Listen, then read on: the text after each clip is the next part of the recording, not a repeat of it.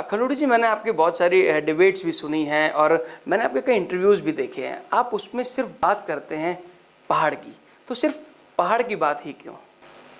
राज्य मांगा क्यों था? मूल पहाड़ियों के लिए। राज्य में दुर्दशा किसकी हो रही थी? मूल पहाड़ियों की। और जब राज्य बनने के बाद, उत्तराखंड बनने के बाद, जब मूल पहाड़ियों की हमने दशा देखी, हम सब उसके एक हिस्सेदार हैं, तो फिर वही दुर्दशा मूल पहाड़ियों की।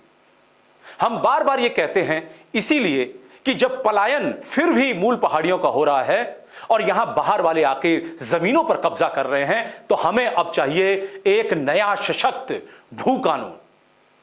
हमें धारा 371 चाहिए। हम चाहते हैं कि हमारी जमीन, पहाड़ियों की जमीन, मूल पहाड़ियों के पास रहे।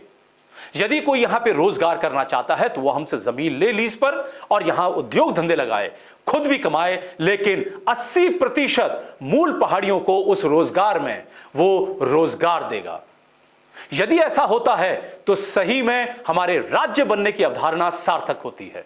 हमारा उत्तराखंड तब कहीं जाकर एक पूर्ण राज्य का दर्जा हासिल करता है।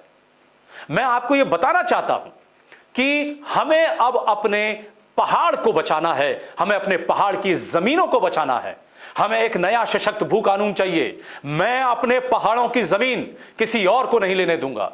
मैं अपने पहाड़ों को किसी और के हाथों बिकने नहीं दूंगा। मैं यहां विधर्म नहीं पनपने दूंगा।